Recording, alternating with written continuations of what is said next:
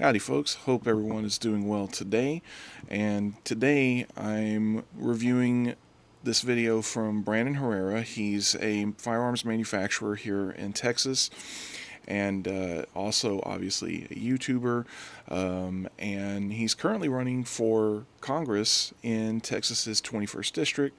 I will make sure to leave a link to the video as well as his two channels. And in this video, he is shooting guns with the Roof Korean. I heard about the Roof Korean incident, but I don't know anything specifically about it. I'm sure we're probably going to learn a few things in this video here, but anyway, yeah, let's see what sort of firearms the Roof Korean used in that incident.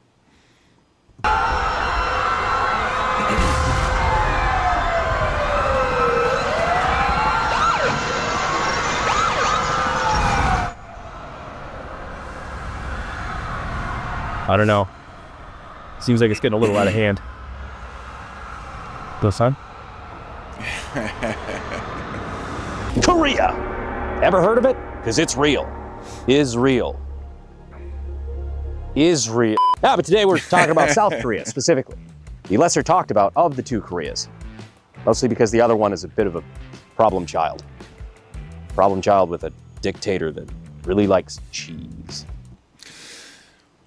Really? I didn't know that about Kim Jong-un. That's kind of funny. But yeah, fun fact about the differences between South Korea and North Korea is basically the first time that America, well, not just America, but the world in general got its first look at communism versus capitalism. Technically, I think the actual first time, of course, was Berlin after World War II. I might be wrong about that, but yeah, you can see the results where if you look at a map of both North and South Korea from outer space at night.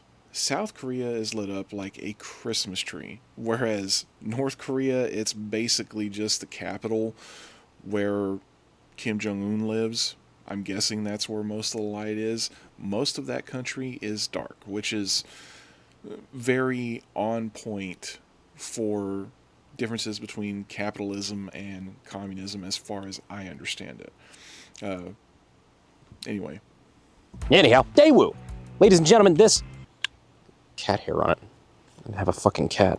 Ladies and gentlemen, this is the Daewoo K2, or as weebs will call it, I fuck that gun. And I'm proud to say that today we have a special guest, a genuine Korean. That's right, we found one.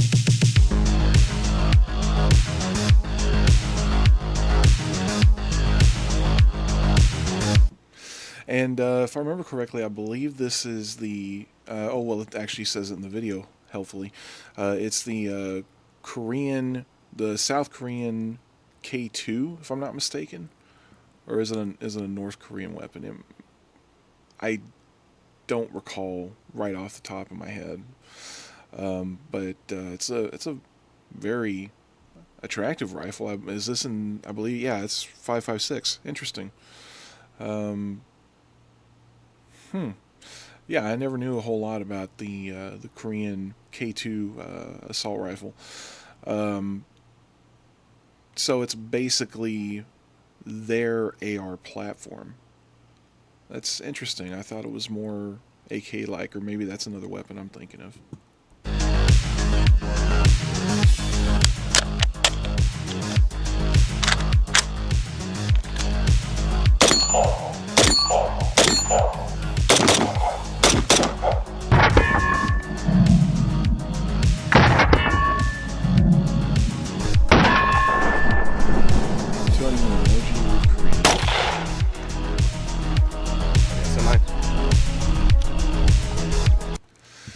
A chubby electron guy has been spotted.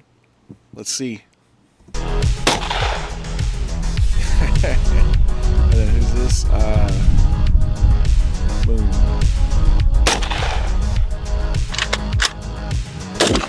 Nice. I would say this thing is gay, but it's not really fair to the gays.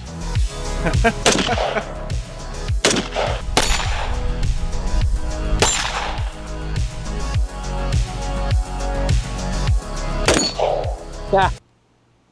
So this, it seems, just looking at the side profile here, almost similar to the Galil in design, which, if you guys aren't familiar with that, that would be the Israeli, basically the Israeli version of the AK, except from what I've heard, the Israelis actually did it better, more refined. It was a more pleasant rifle to fire than the older AKs. I can't speak for, honestly, for AKs in general. I haven't really shot any AKs. I do have an AR-15. Let you guys let me know if y'all eventually would like a video on my own personal firearms. I'm happy to do that once I have a setup where I can capture it. But anyway, that tangent aside, yeah, it basically seems to me like they took the best features of the AR platform and the AK platform and combined them and then chambered them in 5.56. But I'm sure, this being a video specifically highlighting the Korean K2, I'm sure Brandon is going to get into the nuts and guts of this gun. What if you could make a song using only your voice? Let's start with the drums. Apologies for the commercial.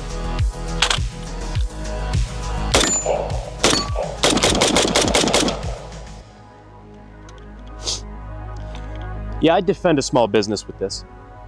From the country that brought you Squid Game and cars I don't find appealing, the Daewoo. This weapon is very heavily associated with its use as a service weapon of the Korean military. The South Korean military anyway. The North Korean military is still very heavily associated with its use of AK-47s, helical drums that I still to this day do not think actually function, and lack of food, unless it's the deer leader's cheese. I want to go back and freeze frame.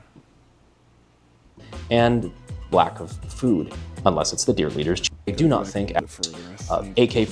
Okay, I want to say this looks very similar to the, oh boy, I believe this is very similar to the Bison. So basically the way this design works is this little tube here you see on the bottom, that's actually the magazine, and the ammunition basically spirals around the inside and then feeds up at the back end of the tube, and that's how that works. It's a submachine gun, but derived out of the AK platform family of weapons. 47s, helical drums that I still to this day do not think actually function, and lack of food, unless it's the deer leader's cheese. Seriously, if you haven't looked it up, he's got a weird cheese thing. Now this variant is the K2, the one in the iconic photo, you know, the rooftop Korean photo, the one that everybody knows. It was on the cover of Field Ethos. Similar, it's a Daewoo K1. You can kind of see at the bottom, it's a variant of this that's got the collapsing stock, amongst other things. But according to our resident roof Korean, Tony Moon, he actually said that during the LA riots, specifically in the Korean communities, there was a lot of people that were using pretty much all variants of the Daewoo, just because. All right, one moment, because I'm curious now. Real quick, I just want to look up.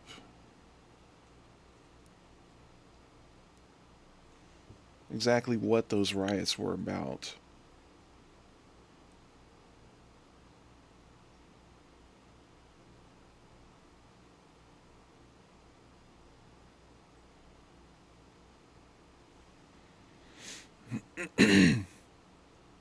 Okay, so this is according to a Google search. It says the Roof Koreans phenomenon refers to armed Korean American business owners who took to their building rooftops to defend their properties during the 1992 Los Angeles riots.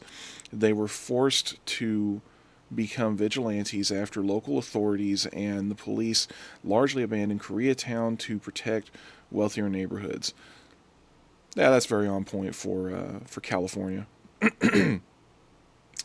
The massive unrest in Los Angeles was sparked by the acquittal of 4 white police officers in the videotape beating of Rodney King.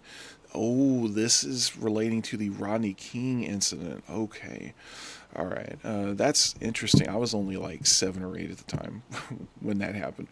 So, yeah. And if you guys want to know more about that, go ahead and do your own research. The folks on the left might tell you, no, don't research. It's what would they call it?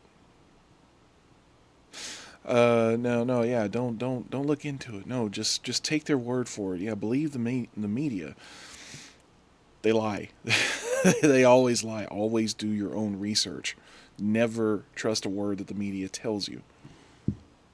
They remembered it from their time in military service. A lot of first-generation Koreans involved. One of the main differences between the Daewoo K1 and the K2 is that the K1 operates on more of an AR-15 style direct impingement, while K2 operates on much more of the AK style long-stroke gas piston.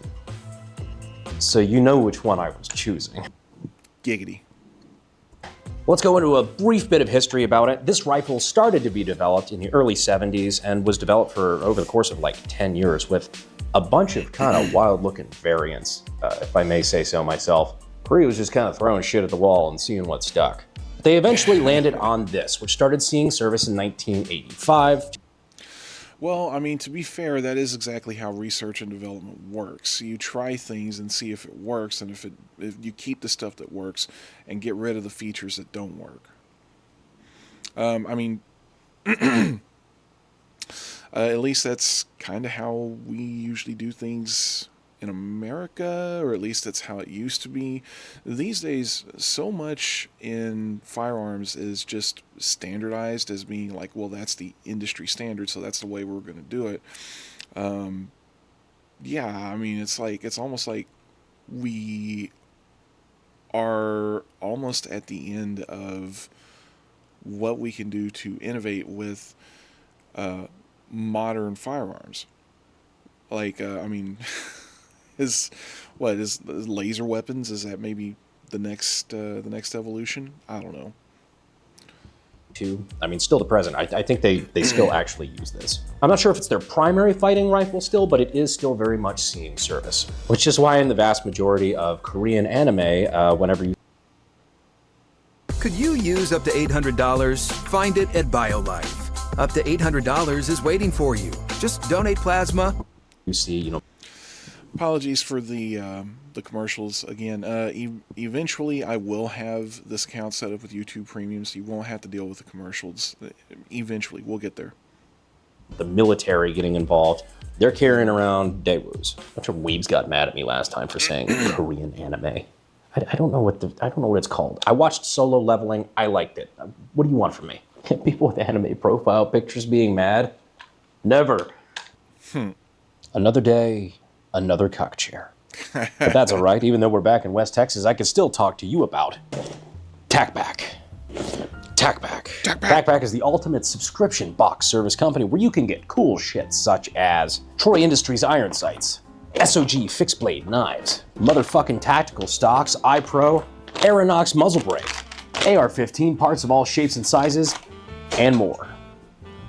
Just imagine what my office looks like after like fucking 10 TACPAC ads in a row. Just got the results back on my STD test. Turns out I passed. Nah, I'm just kidding. I'm being told that the next TACPAC Plus is one that you cannot miss. So please go get it today at TACPAC.com. Links are in the description and in the pinned comment where you can use code AKGUY to get your free tactical gift. It's unrelated to the STD test, I promise you. Apparently that was last month's box. I jest, but you can check out TACPAC down in the links in the description and in the pinned comment. Thank you to TACPAC for sponsoring the video, and we'd also like to give a shout out to our channel sponsor, the Sonoran Desert Institute. If you've ever wanted to get your start in gunsmithing and weapons technology, but you don't really know where to start, consider checking out sdi.edu using the links down in the description and in the pinned comment. We appreciate their support of the channel, Now back to the Daewoo. Yeah, that was a good ad. And of course, as always, I'll go ahead and pass that off as well. Go check out his sponsors, TACPAC and SDI.edu, and let's learn more about the Korean K2. Shit, I don't have a single AR-15 magazine up in my office. Oh wait, no, that's a lie. Oh, I'm gonna do something fucking cursed. Yeah. I'm putting the FTE Magpul in a Daewoo. Forgive me. Okay, that's actually kind of hot. I don't like how I feel about that. But as you can see here, yes, it does take standard AR-15 magazines, chambered in a 5.56 or 223. This is essentially South Korea's attempt at making their own 5.56 combat rifle. But instead of just adopting a basic AR-15 style rifle like the United States and a bunch of NATO, they decided to do it a little different for a few different reasons. The K1, for example, is on a gas impingement system. Very much follows more in like AR-18 style. Which I swear every fucking Cold War 5.56 rifle, it's all AR-18. Look, I'm not trying to sound like a conspiracy theorist or anything, but the further you go down this rabbit hole, it's all AR-18. Always has been. No, the Daewoo K2 has a more interesting style, I think, but it still has. Yeah, he's absolutely right about that. A lot of countries were adopting AR-18 variants, or they would just take an AR-18, look at it, and go, "Oh, that's how that works," and then pretty much kind of using a very similar system. I believe. I can't think of the name of the weapon right offhand, but there was one. It might have been one of the Enfield rifles that the UK adopted. That was not very well loved by most people. But yeah, I mean the AR, and the modern AR design is obviously the most, well, I'd say second most ubiquitous, because AKs have been around longer. At least here in the States, their AR platforms are much more popular, but it was the AR-18 that was very much the progenitor of that. This similar, I don't know if it's same, but at least similar receiver pattern. And the reason the K1 did it that way, like AR-18 style, and the reason they did it this way in the K2 is so that you can have, unlike the AR-15, a folding stock that you can then fire the weapon from. As I demonstrated earlier, you can actually fire this weapon while folded, and once you're out of a vehicle or whatever that you have a fucking stock folded for, you can then unfold the stock and still just continue to fire. 80! Yeah, and that obviously means that the recoil spring could still potentially be directly behind the bolt carrier itself, but I'm guessing with a design like this, it's probably in the gas tube somewhere. E-brake! Oh God, no. It looks like these delicious orange cream echelons have turned out to be less than peaceful. They're attacking my local minority-owned business, and I have to defend myself and my family. After this. Oh yeah, that is good. Politically incorrect product placement in 3, 2, 1.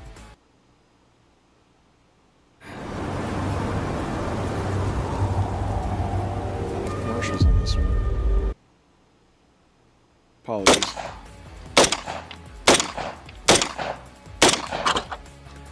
This guy by chunks of fucking echelon. I need to stop wearing white shirts to shit like this.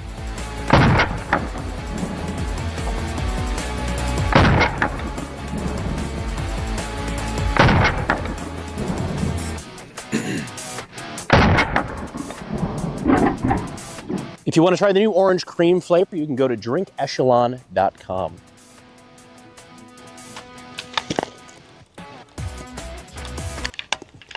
And make sure you turn your safety off before you do whatever. Professional firearms developer, people. No, I'm only joking. Love you, Brandon. You creamed his orange. Stop saying shit like that. It's unprofessional. So let's see how this fucker works. Giggity. So right here in the back, you have your, it's just like a takedown plunger, I guess, part of the recoil spring assembly, I think. but it's locked in place. You can't just push it forward. You have to take this little lever here in the middle and flip that up, which allows this to go all the way forward. And now the gun can shotgun open.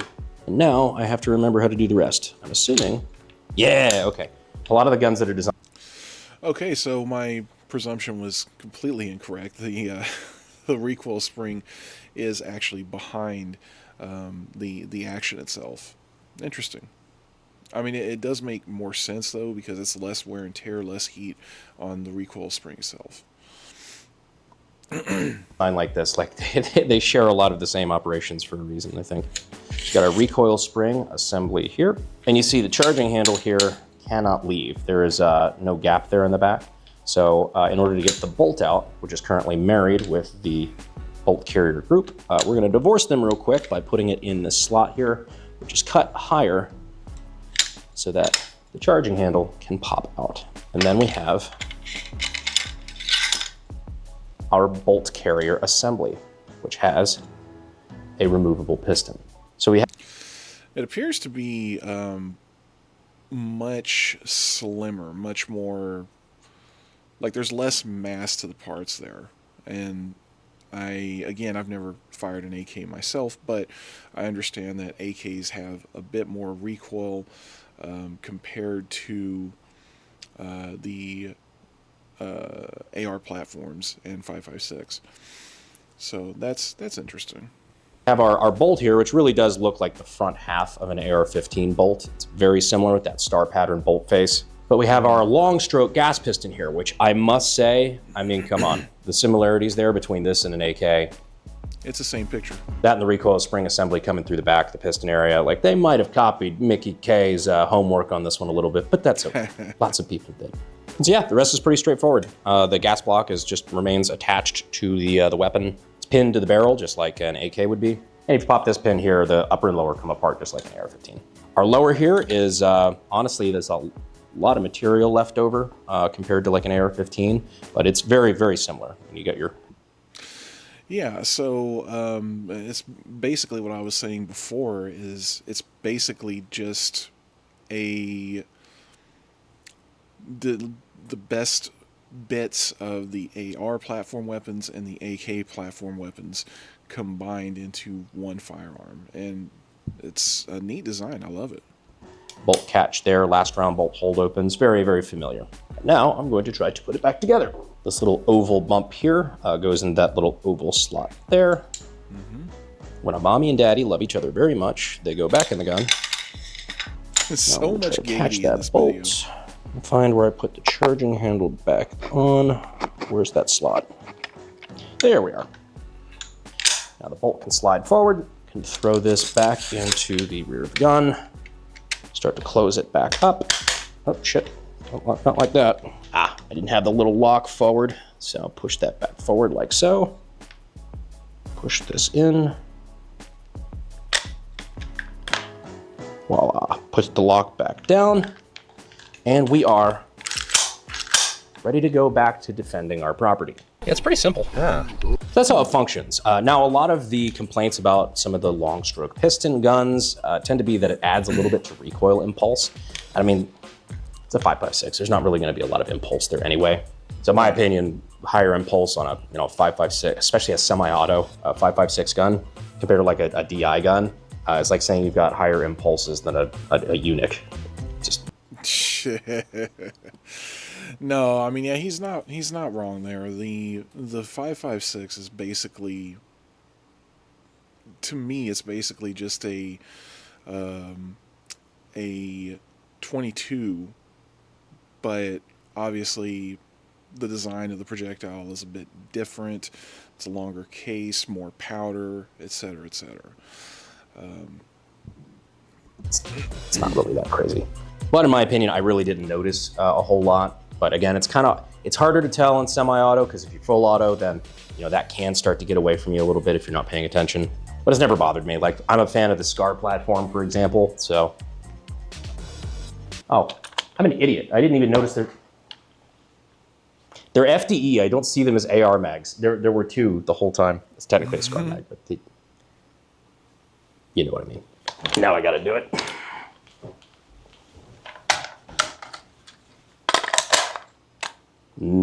Yeah, I don't like that as much. Hang on a second. Was that loaded?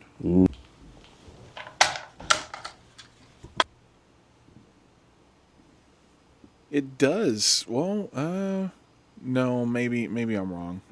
I thought at first that magazine was loaded. Like, Brandon, what are you doing hanging a loaded weapon on your wall like that?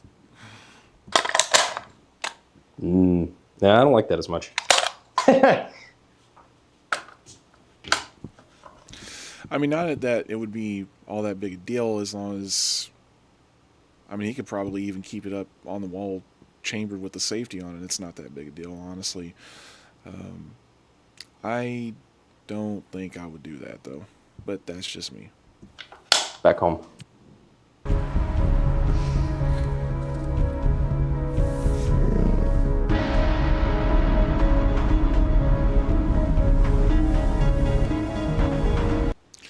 Apologies. So the Daewoo K2 is important to Korean military history, but it's also important to American history, and it's forever tied in with one of the more interesting events of the 90s, I think, that not a lot of people know enough about these days, and which is why it was a genuine pleasure to have Mr. Tony Moon come down here and spend some time with us. Always wanted to do a video with him. He actually came out to one of our range days last year. And so having him on the Unsubscribed podcast and having him sit down for 2 hours and talk about some of his experiences in the LA riots and what that was actually like from somebody who was there was really cool. So if you haven't seen it and you want to see more of the Roof Korean himself describing those events, I would really recommend it. I'll leave a link to that in the description if I remember to do that. He also has a book he's coming out with that kind of details a lot of that. And I think for like a special edition, his publisher had us shoot pages of it. Yeah, if you want, check out the podcast. Be sure to subscribe to Well, that sounds weird. Be sure to subscribe to Unsub while you're there. We usually get some pretty cool guests, and it's a lot of just good times hanging out with, me, Donut Operator, Eli Double Tap, Nick, the Fat Electrician. And also don't forget to subscribe here if you haven't already. YouTube's still doing that shit where they're unsubscribing people, so make sure you're still subscribed so you don't miss any of the cool shit we got coming up.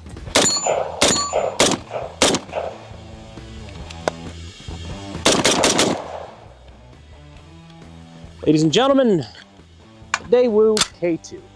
It's a fun little video. It's a fun little gun. I've been wanting to do this video or collaborate with Tony ever since we started talking on Twitter. I appreciate him coming out here. I appreciate him coming out for the Unsubscribed podcast. And I appreciate you for taking as much of an autistic interest in history and firearms as I do.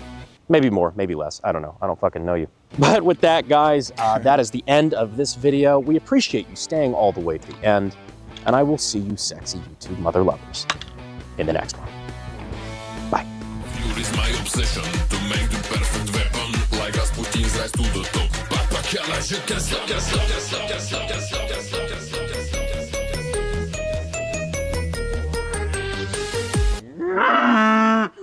Shut up, you delicious asshole. Oh, hi. Not a thought in that fucking noggin. Oh. Yeah, that was pretty awesome.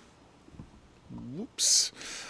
So yeah, again, I will leave a link to his original video there, as well as a link to both of his channels.